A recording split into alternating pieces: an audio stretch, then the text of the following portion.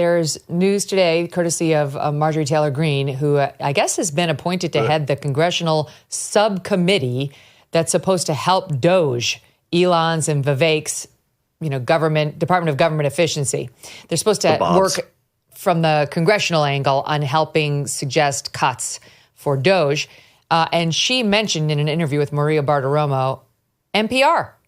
NPR gets almost $100 million of taxpayer money a year, $91 million. That's crazy. Sohrab Armani was out on X yesterday calling attention to a segment he had just listened to where they were saying, women are not the only ones who get periods. Women, I don't wish to fund that.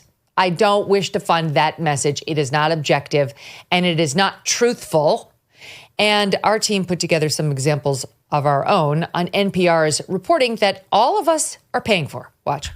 He also doubled down on those comments he made recently, calling Democrats the enemy from within, and suggested using the military against them. Latinos want to be white. They want to be with the cool kids. President Biden's classified document troubles are piling up. His lawyers announced they had found more files at his home in Wilmington, Delaware, and congressional Republicans pounced. Well, it's not unusual for outgoing government officials to find classified documents laying around.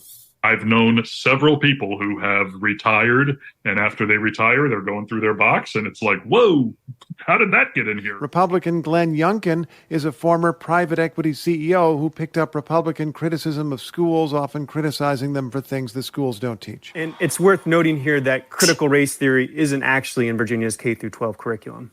Okay, so he's going to ban a thing that isn't happening. Is Terry McAuliffe, the Democrat, even bothering to respond to that? Or do people in Virginia get it? Like, this is not real. Your taxpayer dollars hard at work, Stu.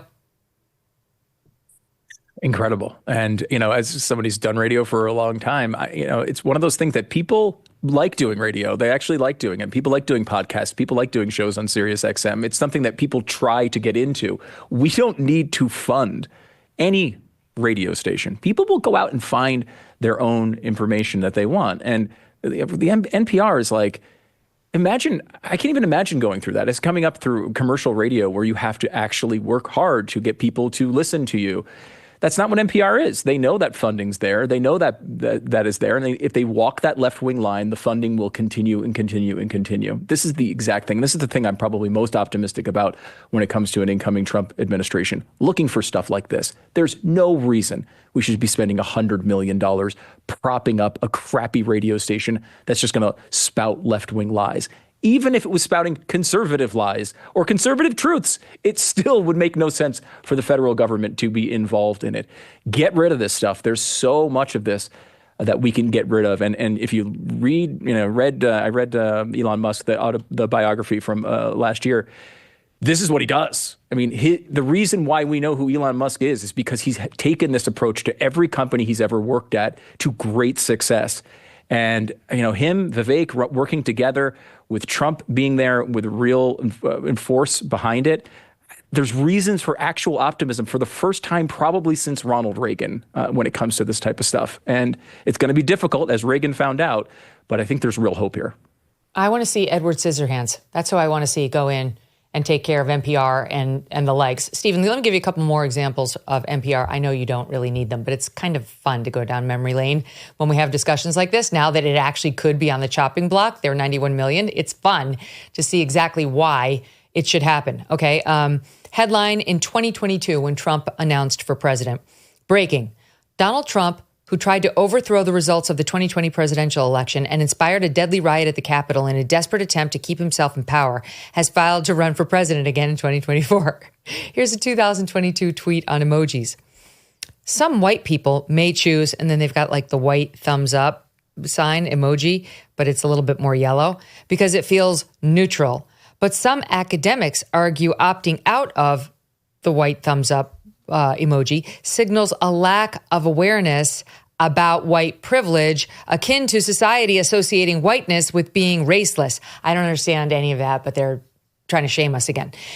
Lake and Riley, Nobody understands. She was, of course, murdered by an illegal from Venezuela. His name is Jose Ibarra, and he was given life in prison without the possibility of parole last week. The NPR headline, a man has been convicted of murder in the killing of Laken Riley. Just a man. He's not an illegal, not from Venezuelan, not part of a Venezuela street gang. By the way, similar sins committed by WAPO, Associated Press, Reuters, NBC, CBS. Just a man. A man was convicted. Then NPR most recently slandered Rich Lowry, our friend, who was on this podcast late at night. I think it was after, what was it after? One of the breaking news events. It was one of the debates probably. It was an assassination attempt. Who can keep track? It was assassination attempt number 2. Which one? I know, right? And he merged his words. He was trying to say immigrants and migrants, and he made a sound that sounded like the N-word.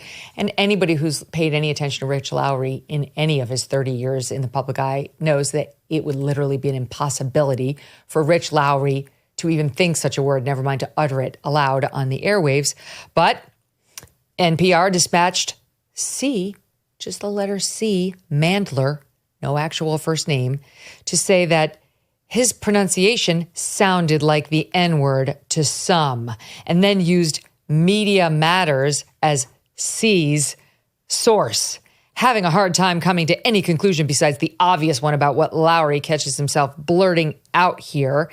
C is like some trans justice advocate, as it turns out, and smeared Rich Lowry, which was then later admitted by NPR after it was publicly shamed by Rich Lowry himself, among others.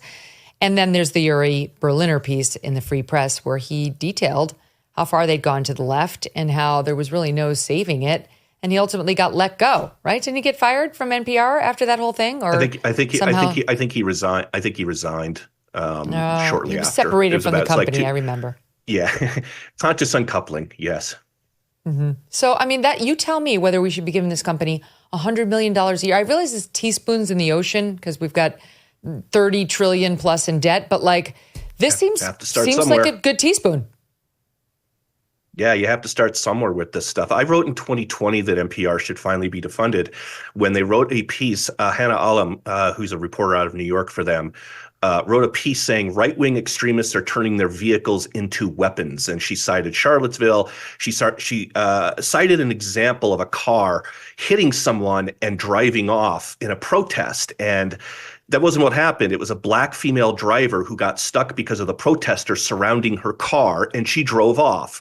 And the NPR tried to make this sound like it was linked to Charlottesville when that guy hit his gas pedal, ended up killing one protester. And they used that one example to try and go and prove this narrative that there are right-wing yahoos all over the country speeding into protesters, and it wasn't the case. They flat out lied. They never corrected it. And again, we called it out. You're also overlooking when the Hunter Biden laptop story came out.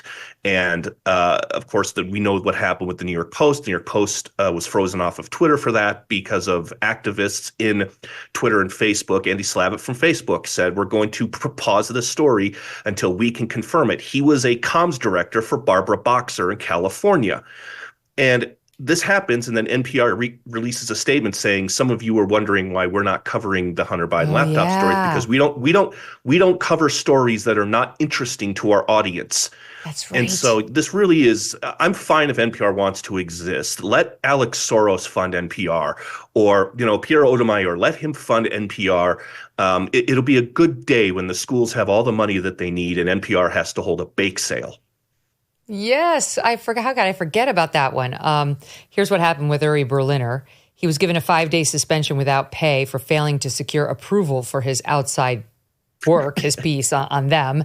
And then he resigned on April 17, saying, I cannot work in a newsroom where I am disparaged, and began working at the Free Press in June, which is where he belongs. But he was at NPR since 1999. It's a disgusting journalistic outlet. I mean, it's just propaganda.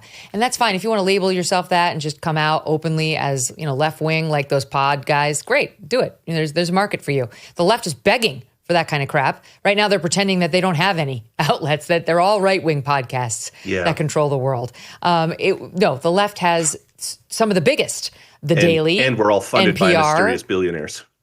Yeah, but like they just pretend that they're neutral. So that's why they can sit over there being like, geez, if only we could break into the podcasting world. It's like, hello, yours are the top two. For those of us holding our breath for the past several months, we can finally exhale. Doesn't it feel like that? Work can finally be done on the major issues this country is facing, and it will be. One of the most significant, our national debt. The fact is our nation is broke, and that debt is a house of cards that can't be quickly dismantled. So the strategy remains the same. You might want to diversify your savings. This is why I want to tell you about Birch Gold. So many things are out of our control and out of our president's control, so it can be really important to have a safe haven for your savings. Birch Gold Group can help you convert an IRA or 401k into an IRA in physical gold. And the best news is it doesn't cost you 1 cent out of pocket. Text MK to 989898 now to get your free info kit. Plus, right now through Black Friday, you're going to receive a free 1-ounce silver eagle for every $5,000 purchased. Protect your savings with Birch Gold. Text MK to 989898 and claim your eligibility for free silver today. Thanks so much for watching. If you like what you just saw, hit the subscribe button for more clips and full episodes.